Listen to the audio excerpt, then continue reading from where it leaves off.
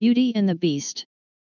There was once a merchant who had been very rich at one time, but who, having had heavy losses, was compelled to retire to a little cottage in the country, where he lived with his 3 daughters. The 2 elder ones were very much discontented at their poverty, and were always grumbling and making complaints.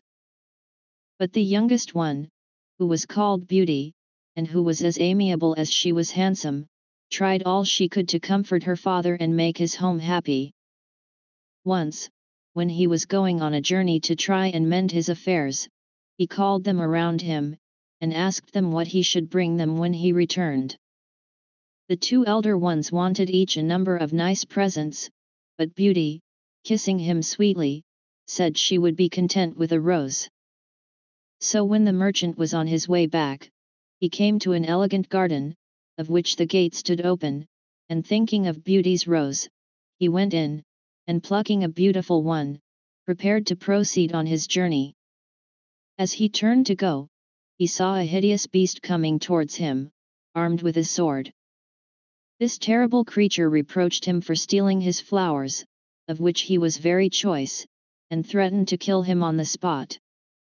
The merchant begged for his life, and said that he had only taken a single one to please his daughter Beauty.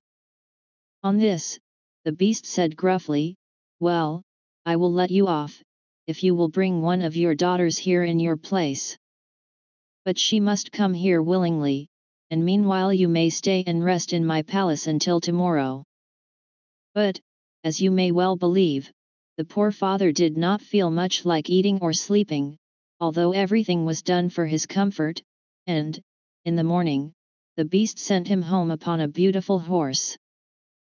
But though the birds sang around him, and the sun shone brightly, and all nature was smiling on his path, the heart of the poor merchant was heavy, when he thought of his beloved daughters. When he came near his home, his children came forth to meet him, but, seeing the sadness of his face, and his eyes filled with tears, they asked him the cause of his trouble. Giving the rose to Beauty, he told her all. The 2 elder sisters laid all the blame upon Beauty, who cried bitterly, and said that as she was the cause of her father's misfortune, she alone must suffer for it, and was quite willing to go.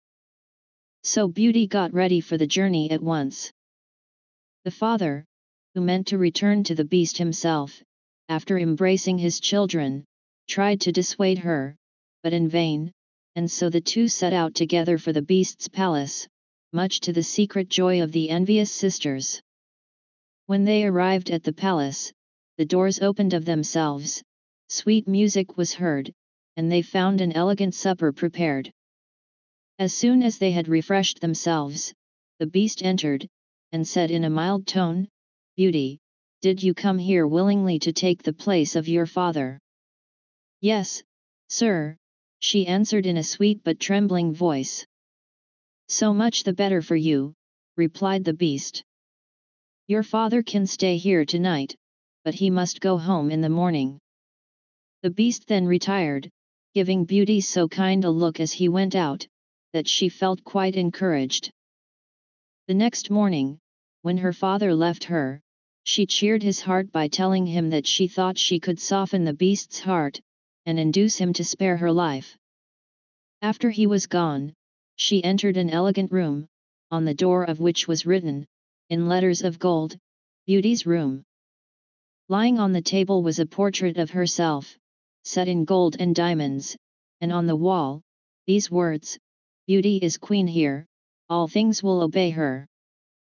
Her meals were served to the sound of music, and at supper time, the beast, after knocking timidly, would walk in and talk so amiably, that she soon lost all fear of him, and once when he failed to come, felt quite disappointed. At last, one night, he said to her, "Am I so very ugly?" "Yes, indeed, you are," said Beauty, "but you are so kind and generous, that I do not mind your looks. Will you marry me, then, dear Beauty?" said the poor beast, with a look of such eager entreaty in his eyes, that Beauty's heart melted within her, and she was upon the point of saying yes. But happening to look towards him, at that moment her courage failed her, and, turning away her head, she replied softly, "Oh, do not ask me." The beast then bade her good night, with a sad voice, and went away sighing as if his heart would break. The palace was full of rooms, containing the most beautiful objects. In one room she saw a numerous troop of monkeys, of all sizes and colors. They came to meet her, making her very low bows, and treating her with the greatest respect. Beauty was much pleased with them, and asked them to show her about the palace. Instantly, two tall and graceful apes, in rich dresses, placed themselves, with great gravity, one on each side of her, while two sprightly little monkeys held up her train as pages. And from this time forth they waited upon her wherever she went, with all the attention and respect that officers of a royal palace are accustomed to pay to the greatest queens and princesses. In fact, Beauty was the queen of this splendid palace. She had only to wish for anything to have it, and she would have been quite contented if she could have had some company, or, except at supper time, she was always alone. Then the beast would come in and behave so agreeably, that she liked him more and more. And when he would say to her, "Dear Beauty, will you marry me?" in his soft and tender way, she could hardly find it in her heart to refuse him. Now, although Beauty had everything that heart could wish, she could not forget her father and sisters. At last, one evening she begged so hard to go home for a visit, that the beast consented to her wish, on her promising not to stay more than 2 months. He then gave her a ring, telling her to place it on her dressing table, when she wished either to go or return, and showed her a wardrobe filled with the most elegant clothes, as well as a quantity of splendid presents for her father and sisters. The poor beast was more sad than ever, after he had given his consent to her absence. It seemed to him as if he could not look at her enough, nor muster courage to leave her. She tried to cheer him, saying, "Be of good heart, Beauty will soon return," but nothing seemed to comfort him, and he went sadly away. Beauty felt very badly when she saw how much the poor beast suffered. She tried, however, to dismiss him from her thoughts, and to think only of the joy of seeing her dear father and sisters on the morrow. Before retiring to rest, she took good care to place the ring upon the table, and great was her joy, on awaking the next morning, to find herself in her father's house, with the clothes and gifts from the palace at her bedside.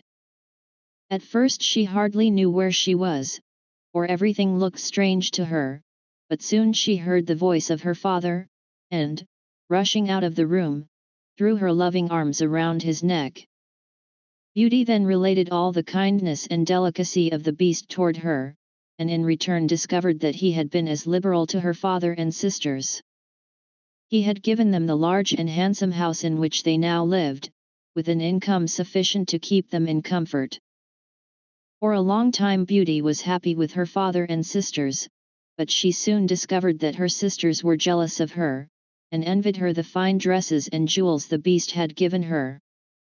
She often thought tenderly of the poor beast, alone in his palace, and as the 2 months were now over, she resolved to return to him as she had promised.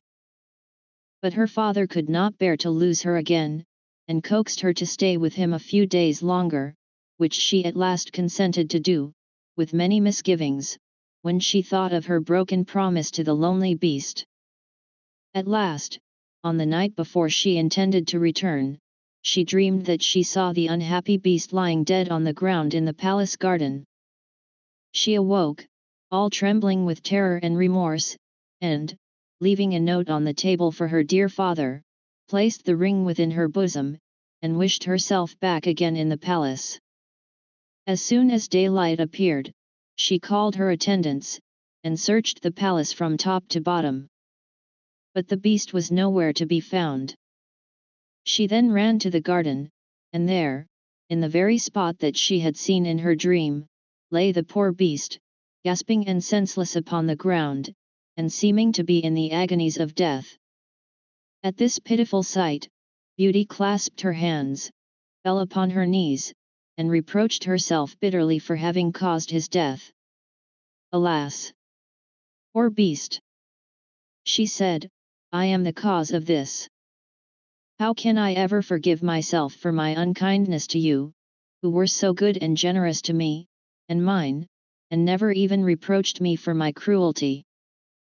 She then ran to a fountain for cold water, which she sprinkled over him, her tears meanwhile falling fast upon his hideous face. In a few moments the beast opened his eyes, and said, "Now that I see you once more, I shall die contented." "No, no," she cried, "you shall not die, you shall live, and Beauty will be your faithful wife." The moment she uttered these words, a dazzling light shone around the palace, was brilliantly lighted up, and the air was filled with delicious music. In place of the terrible and dying beast, she saw a young and handsome prince, who knelt at her feet, and told her that he had been condemned to wear the form of a frightful beast, until a beautiful girl should love him in spite of his ugliness.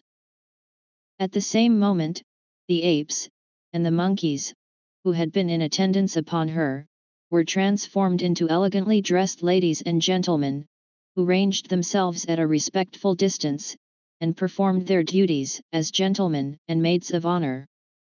The grateful prince now claimed Beauty for his wife, and she who had loved him, even under the form of the beast, was now tenfold more in love with him, as he appeared in his rightful form.